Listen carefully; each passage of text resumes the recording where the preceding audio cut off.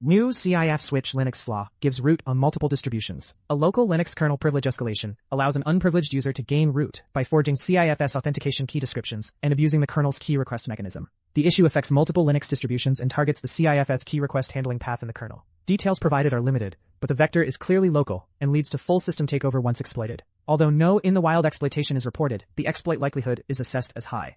Linux systems used as network edge devices in manufacturing are within scope alongside general-purpose servers. Root access on a Linux host enables complete compromise, disabling security controls, stealing credentials and secrets, tampering with workloads, and using the host as a launchpad for lateral movement. On network edge devices that bridge IT and manufacturing environments, a local escalation to root materially increases the risk of pivot into operational networks and disruption of production services. Because the vulnerability is local, it primarily magnifies the impact of any initial foothold, e.g., a low-privileged account or process, turning minor incidents into full compromises.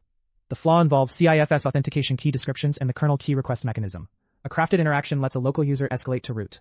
No CVE, affected version list, or patch details are provided, and there are no confirmed exploitation reports at this time. Multiple Linux distributions are impacted, but specific vendors were not named. Practical exposure is higher on systems that use CIFS SMB mounts or load CIFS-related kernel functionality, including network edge deployments common in manufacturing. In the absence of detailed guidance, the immediate priority is to minimize local attack surface and prepare for rapid kernel updates once vendor advisories land. Restrict local access, audit hosts using CIFS SMB, and ready urgent patch rollout. Reduce or disable unnecessary CIFS functionality, and harden edge devices while monitoring for related kernel key activity.